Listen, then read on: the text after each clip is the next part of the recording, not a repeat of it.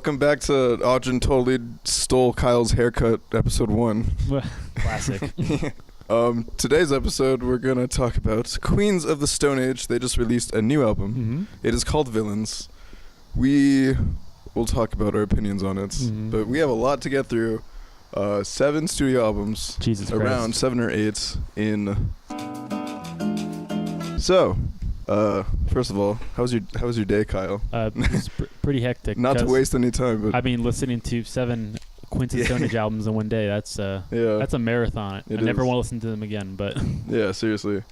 Really, though? I mean, give me a week and then I'll be good. Just a cool down period. Yeah. Queens of the Stone Age, 1998, came out in a very strange time. Mm-hmm. I was 6 years old. I did not know what rock music was, except for Linkin Park. I was 2 years old. I wasn't even conscious. Yeah. And then Josh Homme released this album. It's so this is like post Desert Sessions, or this is kind of like during Desert Sessions. Do you know? I think it's post. It's kind of like it still like has that like jam band feel. I feel like. Yeah, definitely. It's definitely more of a throwback record than anything else. Mm-hmm. I feel like. And it was after Caius, right? Yeah, Kios. definitely. I think Caius basically was done by them, like the year before. Okay. So this is the post Caius, Josh Homme being like, let's do something weird and different. Completely different, yeah. He totally did. What's interesting about Queens of the Stone Age, the self-titled first album, is, you know, like I said, there's a lot of instrumental songs on it.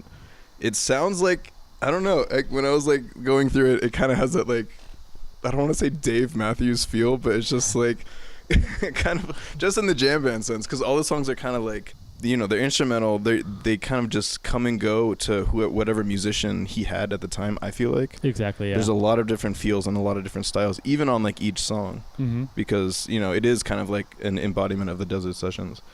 But I don't think that takes anything away from it. I think it's a really, you know, it's a staple album by Queens of the Stone Age, even though if I don't personally love it. Yeah, I mean, like, I think no matter what your feelings on the album is, you gotta admit that it's a pretty fundamental album to what Queens of the Stone Age eventually became, because you can hear them, even though it's not very experimental, you can hear Josh Homme kind of toying with little experiments at different times.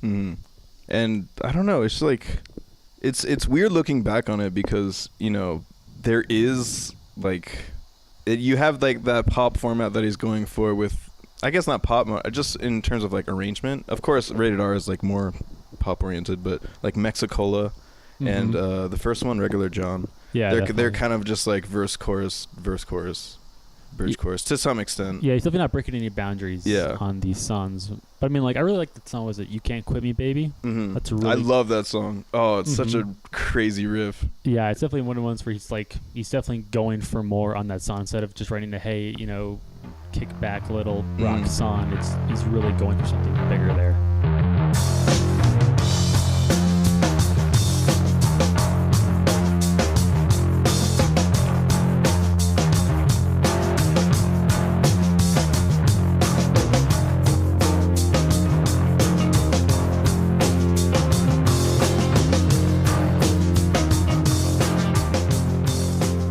That and These Aren't the Droids You're Looking For, which again, kind of just like another, those like song titles like towards the end, you know, it kind of just feels like even more of like a coalition of artists being like, let's throw this name on this song, because why the not? How are you gonna get 30 people to agree? Yeah, exactly. Song title that you know that they all had a part of. Another one, Spiders and Vine Garoons. Do you remember that one? Listening to it? I don't remember. Not particularly. Was that near the end? There's a synth riff on it. I don't know if that narrows it down. I feel like you listened to the deluxe version. I did not listen to the deluxe they're on the deluxe version. Okay. Yeah. Okay. Because I was surprised going back through it and like recognizing that synth. I was like, I would have never even guessed that, you know, they had a keyboard at this time. Yeah, no, because I mean, like, that's, if you listen to the album, there's lots of synths on that one. And I never would have thought that early in their career they were already kind of toying with synths. Because that's something that I never really thought Josh Homme would. Yeah, it wasn't long after Caius. It wasn't long after the first Desert Sessions. Like a year, probably. Yeah, and those were just rock. Metal, yeah, oriented, yeah. So it's really interesting how even like right out of the bat, which I totally didn't value before I looked at these albums again, were just like, There it is. Mm-hmm. Like, hey, hi Josh. Hi Josh's crazy musical writing ability. Like right in '98 when I didn't even like know. Just like hints of a genius. Yeah, no, yeah, kind of, because he was really young then. Mm-hmm. I mean, it's like crazy to think that they all were the whole armada. It was like, did they have Nick on bass? Do you know Nick on bass? Josh, I think Troy was in the band. I'll look it up. We have. Wait, isn't Troy the bassist though? No, Troy's the guitarist. Okay, Troy is the weird guitarist who looks like Satan, kind of. Oh, that guy, of course. Nick was the bassist, but he got fired in. He's the guy that got fired in. Oh, okay. The Songs to For the Deaf. questioning Josh's authority. To some extent, and everyone was very angry about that. But yeah, it started off like that. In any case. Yes, okay. This is before like any of the recognizable names are here. Nick is on bass and vocals, which you can hear his vocals, and then you have someone on drums, and that's it. That's pretty. Besides like the rotating musicians, like Queens of the Stone Age was kind of just like a 3-piece, I guess. Yeah, exactly. And then moving on to Rated R, which is 2000, I think. Mm-hmm. Yeah. Yeah. That's when you get. Let's see. Okay, you still don't have Troy on Rated R? Wow, he's really staple to this sound. I would have guessed that. Okay, so Rated R was Mark Lanigan, who did the screaming vocals. That's his first album, which you can tell. And then they had Nick Oliveri. Nick Oliveri was there. Brandon McNichol, which I don't know. And then they had like 400 drummers. Not Dave Grohl yet, though. We're not in the Grohl era. Yeah, Rated R, fantastic album. I mean, yeah, fantastic definitely. album. Oh my god, just all the way through. Gonna look up the. I feel like you like it a little more than I do. Like, really, I definitely do like it, but I feel like you're like you have a much deeper appreciation for it. I was just listening to it today, and I really, honestly couldn't find a song I didn't like. I can name like bad songs, but all the songs I really enjoyed. Leg of Lamb, nothing special.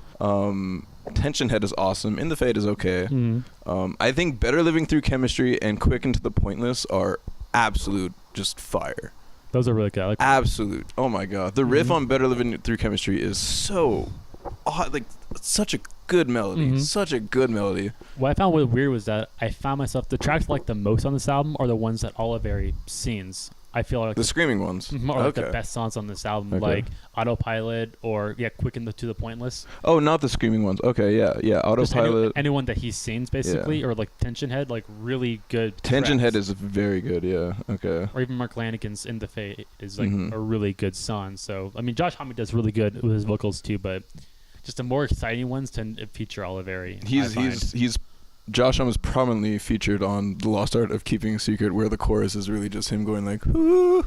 I mean, he does that really well. He's like, he's find the art of the oohs and the ahs and the yas. No, yeah, exactly. And it's cool to like see him like like his musicianship we were just talking about, but like at this point in time you have like Feel Good Hit of the Summer, Lost Art of Keeping Secret, songs like that. It's like Josh Homme is so much energy in this period, and it's awesome. That's why I kind of like keep coming back to. I mean, not often, but it's a record that I'm always comfortable going back with and jamming. No, like, definitely. Actually, one of the ones that like I ended up really liking, might even be my favorite on the whole record, is Monsters in the Parasol. Oh, really? That's a really good song. I think it's one of the worst on the album. Oh my god. That's funny. Because I think the premise of the song is good. It's a really what's like, I don't want to say cohesive. It's a substantial song. Yeah, definitely. In terms of like what it's about, which is like STDs, I think. Exactly. Yeah. But I don't think it's like melodically and like rhythmically and like in terms of like actual pull, I don't think it's as like powerful as the other songs. I think maybe it stuck out to me because I think this is still Queens of the Stone Age when Josh Homme is at his most lyrically basic. And so I think the lyrics are the most evocative on the record, at least one of them. So just to hear that, and even the instrumentation is not complex by any means, but still like definitely like enough that like it adds. It's still a solid track, even if it's not like breaking any boundaries. Yeah, I mean it's like I said, it's still a track that I enjoy. Yeah. But So I take that back. That's a good song, but I think I Lost My Headache is probably. It's a good way to end an album. That's for sure. It's great. Yeah. It's probably my favorite. Really good. I want to mention a Lightning song. Do you know Taking Back Sunday? Vaguely, yeah. Do you like Taking Back Sunday? Not particularly, no. I'm not a big pop punker. Yeah, I mean, yeah, but They have a live album, Live from Orange Sands, and they covered this song. They Really? actually stapled Lightning Song at the end of A Decade Under the Influence. And it's like a more of an acoustic gig, and their rendition is really beautiful. I recommend anyone listening and you to go check that out. It's gorgeous, yeah. And it's live too, so it's like, wow. Why not? It's funny, it was during a time when... Oh, hey.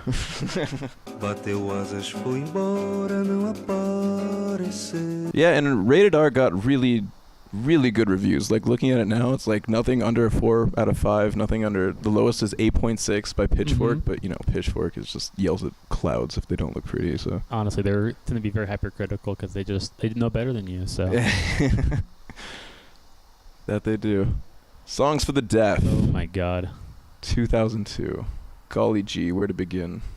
First of all, I mentioned this on the Interpol podcast, best opening to an album, probably in the last 20 years. I mean, most definitely. And even though, like, the opening little, like, songs for the real song for the deaf, when that little radio intro. Track 0. Yeah, track 0. It's such a good...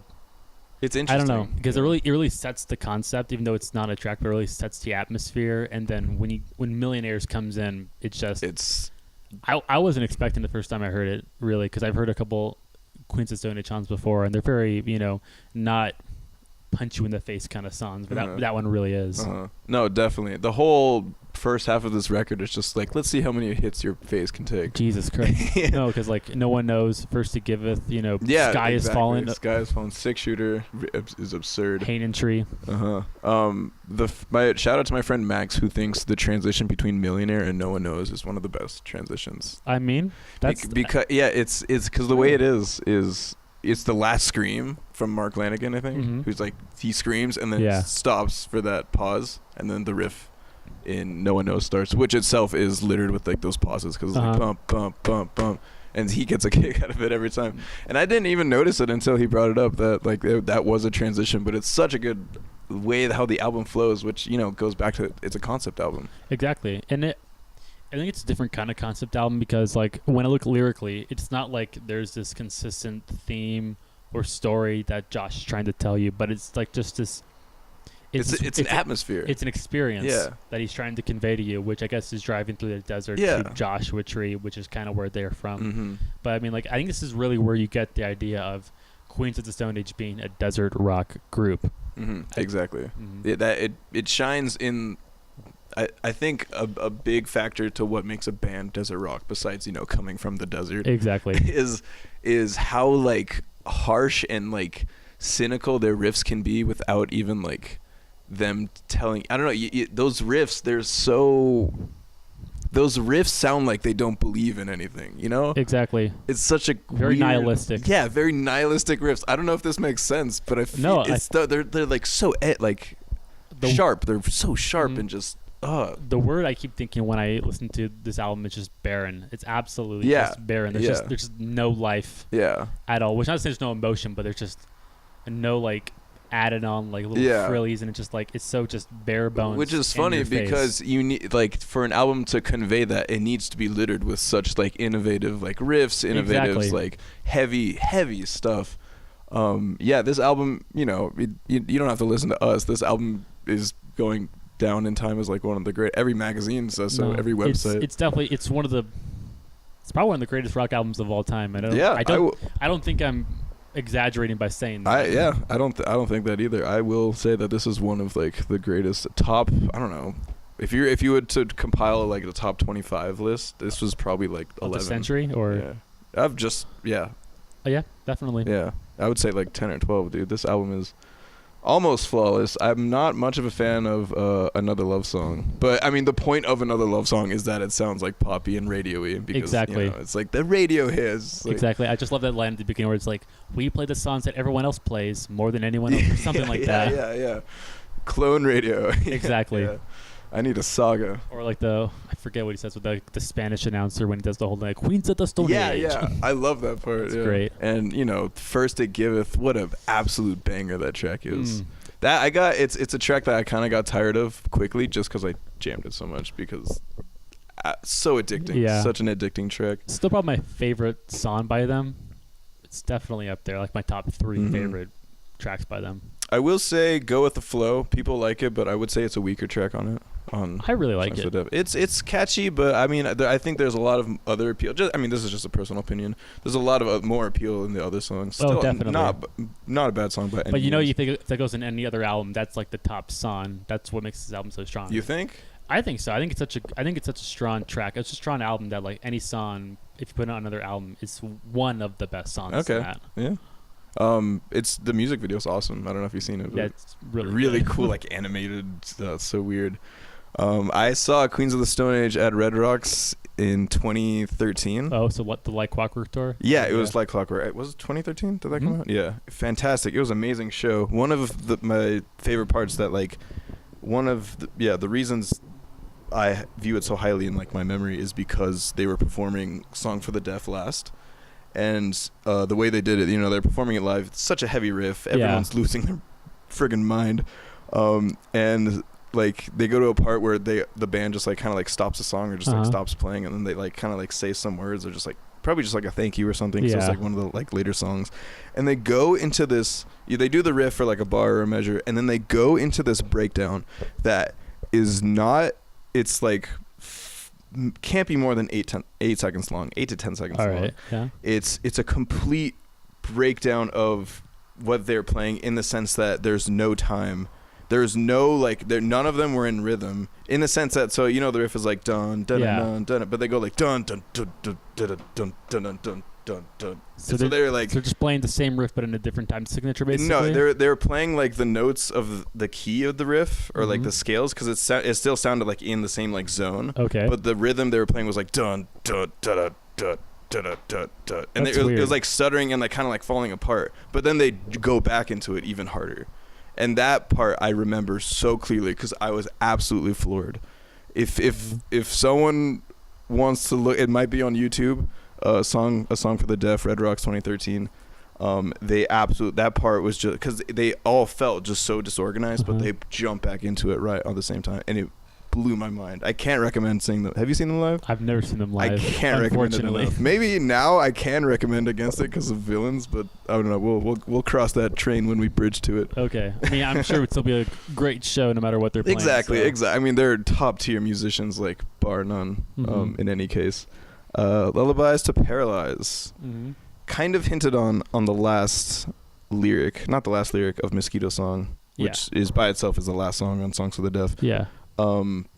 There's a lyric in that song. It's like something lullabies to paralyze. And then lo and behold, the next album they released in 2003, 2005. No, 5. Yeah, later. Was Lullabies to Paralyze. It took me so long to get into this album, and by no means it's not a bad album, but I don't like it as much as the previous ones. I mean, I'm not unsure how to feel about it because while I don't find myself losing my mind and going crazy over it, it's a solid record from beginning till end. Like it's a very complete and succinct record. Yeah, I'd say so. I feel like it's very integral to their discography, and I feel like without this album we wouldn't have gotten Air Vulgaris or Like Clockwork, stuff like that. No. But it's an album that I don't know. It kind of came out of left field. I know Josh Homme said he said it would be easy to make a Songs for the Deaf 2. Yeah. And he deliberately avoided against that, and you can hear it. I mean, I kind of wish he did, but... You think? A Songs for the Deaf 2? Yeah. I kind of wish he did, but... yeah, I mean, I'm not going to argue against that at all. Yeah, but I mean, there's some, like... There's just some really great, catchy, fast tracks on here. Just like Everybody Knows That You're Insane. It's a great song. There are some songs... that drag. There's some songs that drag a little bit too much. Tangled Up and Played being one of them, I think. Yeah, it's okay. Yeah, I Never Came kind of drags. Yeah. But with that said, The Blood Is Love, Skin on Skin, and Broken Box, I think are like all three tracks 10, 11, and 12 are just very powerful. Very. Very, very good triple song deluxe edition right there. One after the other. I think the best, if I had to pick a best song off the album, it would probably be Little Sister. Really? I think that's what it does kick ass. It does kick ass.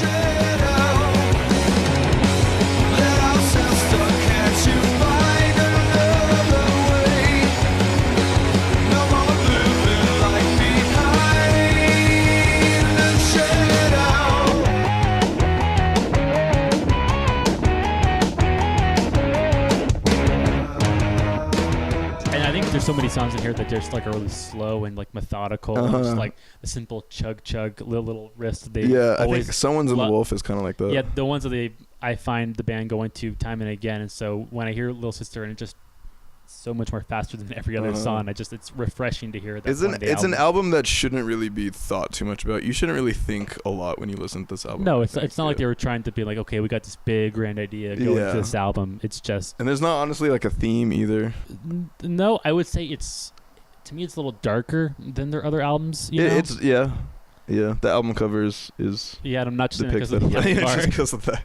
Wow, it really seems dark. And it is though. The Blood Is Love is like a very creepy love song, but like an explicit love song, like very sexually charged and very aggressive, which is kind of like, I don't know. It's something that you could hear that Josh Homme had inside him all the time. Yeah. And now with The Blood Is Love, he's just like, look at this, like, and be freaked out. I remember hearing that track and thinking, actually I think in the opposite, thinking like waiting for it, like, okay, like get more like aggressive, get more energetic, and like that moment kind of just didn't come for me. So here's what I think is, I think the production is kind of holds this album back.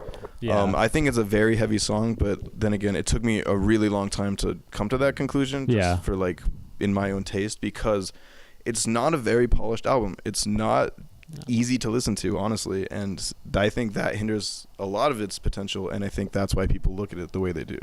They just think of it's that album after Songs for the Deaf. So I don't know. Broken Box, probably my favorite. Actually, The Blood Is Love, probably my favorite. Yeah, Broken Box was surprisingly really good. Really catchy. The pianos in there were like, was not expecting some like 50s like jam kind of little piano in it, but it's really good. Super like just simple and catchy. Definitely. Moving on to Era Vulgaris. This is when the screaming matches start, ladies and gentlemen. This is so funny because Turning on the Screw, Sick Sick Sick, and I'm Designer, the first 3 songs on Era Vulgaris are the best songs on Era Vulgaris. I think they're the worst. Oh my god, Kyle. Why do you think that? I just think, the vocal execution just sounds absolutely terrible. Okay. And it kind of bothers me from like, it prevents me from enjoying what other elements there are in the track. I think the vocals on Era Vulgaris are not well recorded or produced at all. Yeah. And maybe that's kind of the point, but like, I don't know. They could have done way better. Yeah. Way better, I think. I think Turning on the Screw is such a, it's slow. It's like methodical. It's like a factory line of just like additional progressives, just boom, boom, and then like, I don't know, it kind of sounds like a hot mess to me, honestly. Really? Okay. It sounds jumbled and messy, and like there's no organization in it. I can see that perspective, but oh man, it's so. And I was gonna say like maybe that's the appeal, but I don't know. I think it's pretty straightforward. It's not like the most like there is like a direction. It's not like a directionless song. Like I would say. Maybe like Suture Up Your Future or Battery Acid are more like directionless. Probably. I don't know. I think it's a good way to like open an album. Okay. No, I'd have to disagree. All right, yeah, fair enough. It kind of just left me just like, oh, okay, this is what the whole album's gonna be like. Which I mean, do you think Turning on the Screw exemplified the album for you? When you heard Turning on the Screw and then you subsequently heard the rest of the album, where you're like, okay, well, they didn't get any better from there? Well, I will say they did get better. Okay. I would say every track after Make It With You is good, and I like it.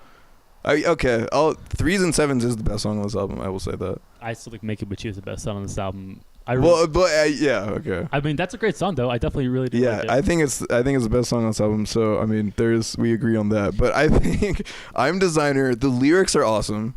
The concept of the song is really awesome. It's just like, if you think fame and fortune will make you happy, then you're more depressed than anyone else. I can appreciate the theme for sure. But you just don't listen to it. It's just annoying and kind of dragging. Okay. I mean, but also about 3s and 7. The opening riff kind of reminded me of Smells Like Teenage Spirit. Okay. I don't know why I got that vibe. I heard that. I'm like, is this like them doing a little rip off of Smells Like Teenage Spirit? Okay. Just because just a little opening riff they do. Yeah. I mean, I can see that. I think it's one of the weirder riffs they have, in the sense that the drummer on that song, Joey Castillo, changes the time a lot on that song. He goes from halftime to, or not halftime, I'm sorry, he goes from drumming on the offbeat to drumming on the onbeat very often, most notably into the transition into the first verse. And yeah, I think that's what I like about it the most. Yeah. And that's what differentiates 3s and 7s to me from the rest of the album, because it is by far my favorite track. I want to say the best track. You disagree. It comes like in a close second. And you don't. What do you think of Julian Casablanca's vocals on 666? On 666? Yeah, the second track. Oh, okay. Not really good. Okay. Not good. Okay. And I like Julian Casablancas, but that was not his best performance. Okay. And you don't like Misfit Love? No, not really. Okay. Not at all. Actually, let it be stated on the record that Kyle doesn't like those songs. Yeah, actually, I was like really let down by Misfit Love because those the guitar was much better at the beginning. I thought it was like it set up to be like a really like exciting and captivating song, but then the vocals came in and I'm just like, God damn it, not again. Yeah, I mean the vocals really dropped the ball on some of these tracks. Yeah, too. and I shouldn't have that bother me as much, but I feel like if vocals stick out in a really bad way in an album, it shows, man. It shows. And like vocals don't need to stick out and be like this big attention grabbing thing. They just need to complement the song. Yeah. Like the mood and the feeling. But if they just stick out in the wrong way, just no matter how good the instrumentation is, it just kind of ruins it for me. No, definitely. I completely agree. And it's funny because I think the songs after Make It With You, besides 3s and 7s, are the worst. And it's so funny how drastically we disagree on this. No, because I feel like we're just listening to this album in completely different ways. I will say that Run Pig Run is not a good song either. Okay, yeah. I don't remember why. All I know is that in my notes I just wrote "you." So yeah, I can see that. It's a song that drags on as well. I really like the last riff of Run Pig Run. I think it's a great way to close the album. Definitely. But those last 3 songs just don't do it for me. However, with that said, the first 8 do. Yeah.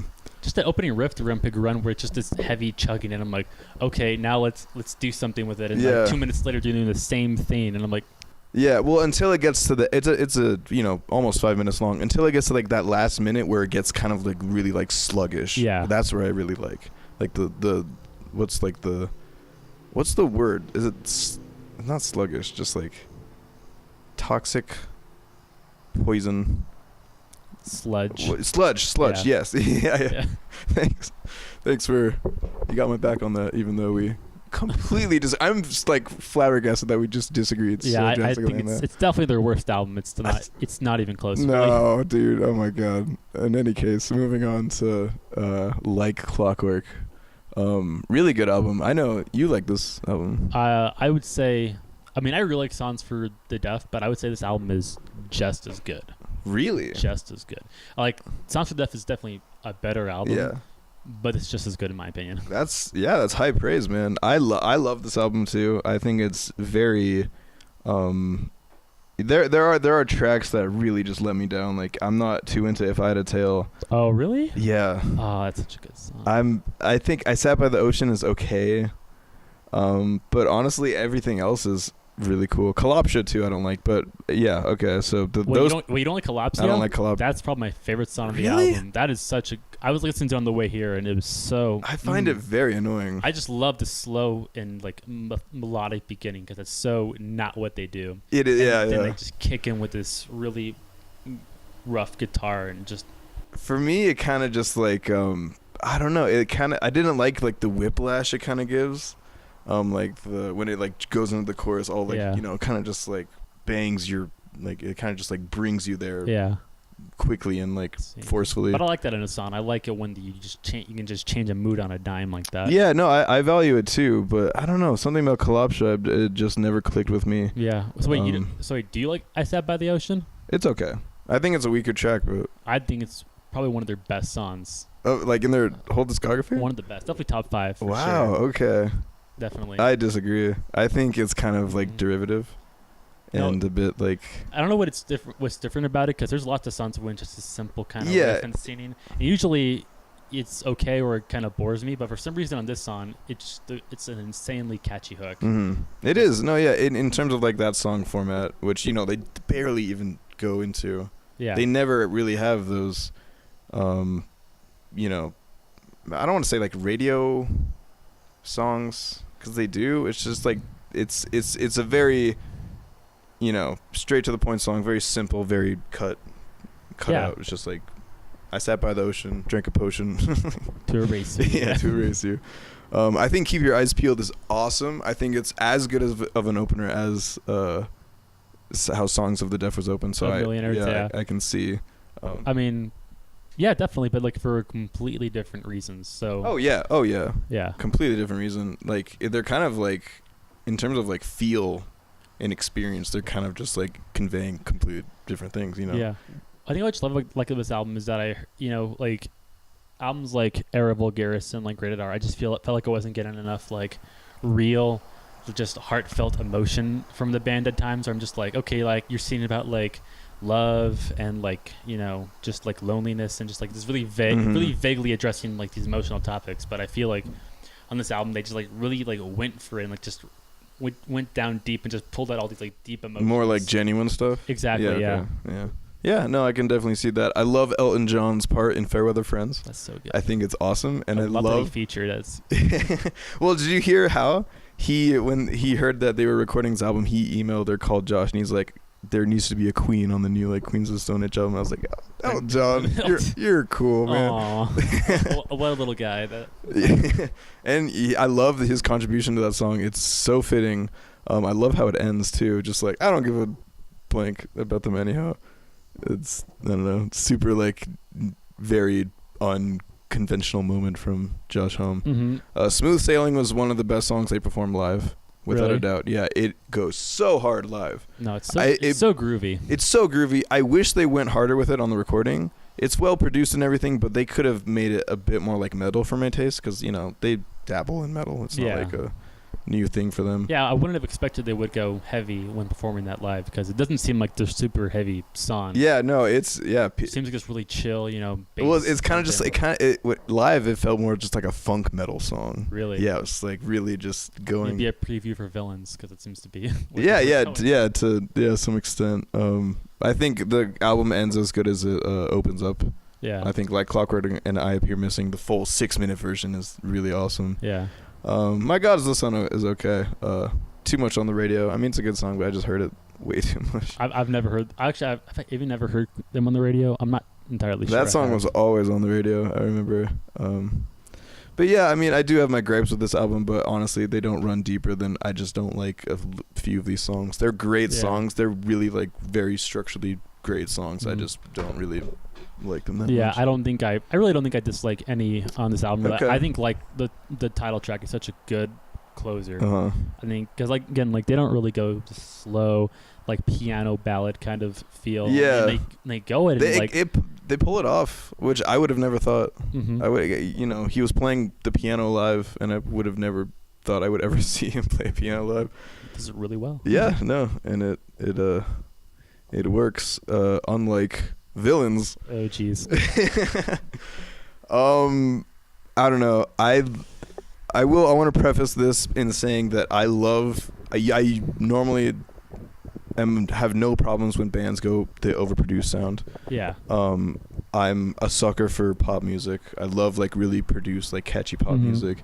Anything Mark Ronson touches I'm going to listen to it. Yeah. I'm not gonna like, you know, fall in love with it, but that's kind of like the point. Like I just listen to it to have it.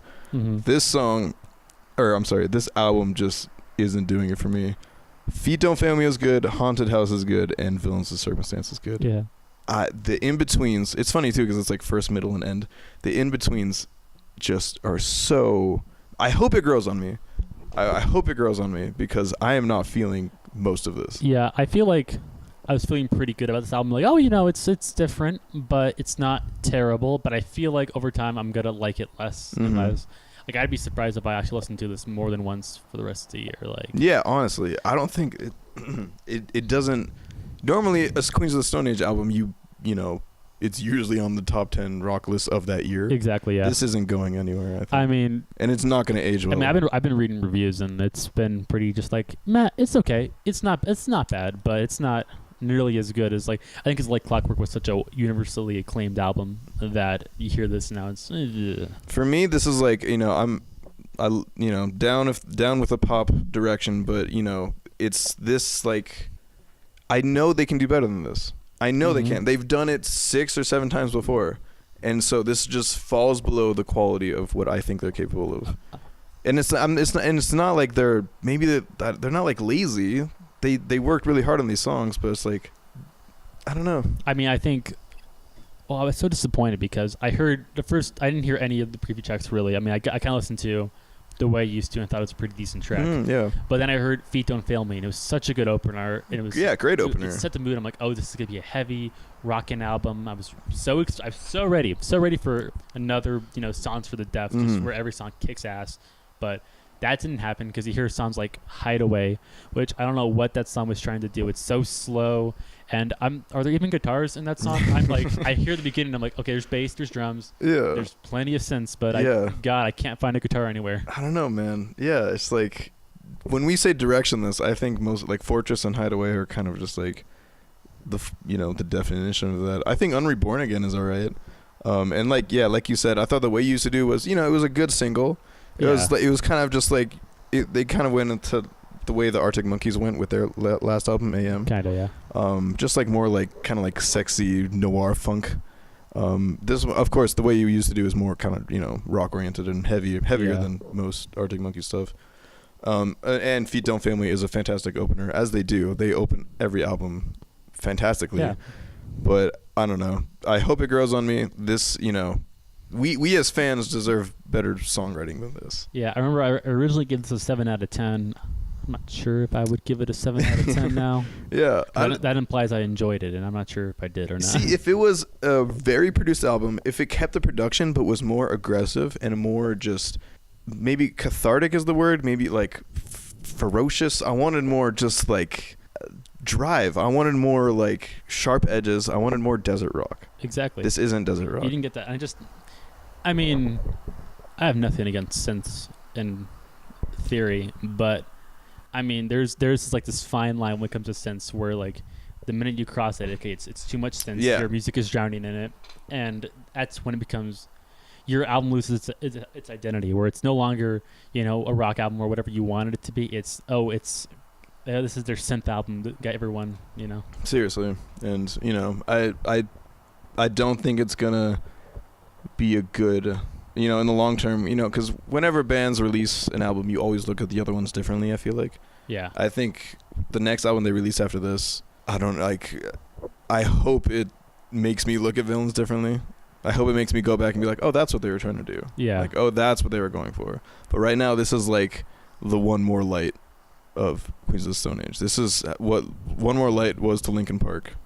This is this is Villains is to Queens of Stone Age, which is a lot of people aren't going to think that. I feel like I'm being really harsh on this album, but I expected more. I just did. Well, now you know how I felt when like Interpol and their self-titled. Yeah. Well, you're like that's how I felt when we're just like this band, like I've heard them compose amazing things, so I know they can do better. So when they drop below this mark of like just such mediocrity, it's disappointing. Yeah, exactly. Not even just because the music's bad. I mean, because like the music, it's well produced. It's Mark Ronson. It's not going to sound bad. Yeah. The execution's good. It's just the ideas. I question the ideas or the intent because I feel like in trying to do something new, they kind of forgot what made them so appealing in the first place. Exactly. And yeah, I think that's a good note to go into our final ratings. Oh, geez. Little section. Start with Quatsa. What would you give? Oh, the self-titled? Yeah. I'd give that a 7 out of 10 because it's okay. It's like I think it's the same as Villains. Songs are good, but nothing really sticks out to me. Yeah, no, I gave it a 7.5. I really liked the way it progressed. There was a lot of jam moments where I wasn't so crazy about, but some of the riffs, I can't quit you, baby. You can't quit me, baby. Yeah. These aren't the droids you're looking for. Avon, Mexicola, great riffs. 7.5. Rated R, it's funny. I wrote 8, and then I wrote 8.5, and then at the end I wrote 9 with 4 exclamation points. Oh, Jesus Christ. I think it's a 9. I think it's awesome. Tension Head is awesome. I really like the pop arrangements with the like autopilot, the earlier songs on the album. Quick and to the Pointless is absolutely aggressive and amazing. It just retains everything that was good from the first album and adds on to it. So yeah, Rated R makes me sad that Nick Oliveri is not in the band anymore, because I think he's the best part on this album by far. But I would give it a 7.5 probably, because it's a really good album, and they're improving upon their last one, and it's not bad, but there's enough tracks on here that I'm kind of on. I wouldn't give it anything higher. Okay, yeah. Songs for the Deaf. I'm a 9 point something. Yeah, God, do I want to give this a 10? I don't want to give this a 10. It's hard, yeah. Because I'm still not sure what a 10 means. Yeah. But what is a perfect album? But yeah. A 9 definitely, because I mean I've heard so many. An easy 9. I've heard so many bands rip off this sound so much. Oh yeah. I mean, have you ever heard of Death from Above 1979? Of course, yeah. That's this album, and they're great. But this album, the band. Yeah, it's like Sounds for the Deaf, the band, which it's cool. I like it, but it's not. They're not winning any awards. They did it first, and they did it well. Like, I don't know, Do It Again, Hanging Tree, 6-Shooter, absolutely just fantastic stuff. Exactly. Yeah, 9 point. I'd say like 9.5, honestly. Yeah, that's fair. Fantastic album. Lullaby's Paralyzed. I'm gonna give it an 8, a generous 8. Agreed. Yeah. Agreed. Yeah. Because I think even if it's the most exciting album, like this is not your jam in the car album too. This is like you're chilling in your room and like with the lights dimmed kind of Queens of the Stone Age record. This is kind of like an album where I'm just like, I don't know. If I'm listening to this album, then I'm probably not in a good place in life just because just because the album is like that abnormal and weird and dark, kind of like that. Exactly. It's kind of just like I kind of go to Modest Mouse's the one after, was it the one after what album has Float On it? Good News, right? Good News for People Like That. Yeah. Was the Moon in Antarctica before that? I have no idea. I think it. Oh, do you know much Modest Mouse? I just know that album. Yeah. The one with Float On. I really know that album really well, but every other one, I really need to work on that. Yeah. No, there's a Modest Mouse album before that, and that's also kind of just like odd and weird, and I always go to it, and I'm just like, what, like, where am I in life, you know? Yeah. So yeah, Lullabies of Paralyzed is definitely that for me. But Skin on Skin, great song. Broken Box, great song. Medication, awesome song. Another fantastic opener by Josh and the boys. Okay, all right. Era Vulgaris. Okay, dude. 8.5. Jesus Christ, really?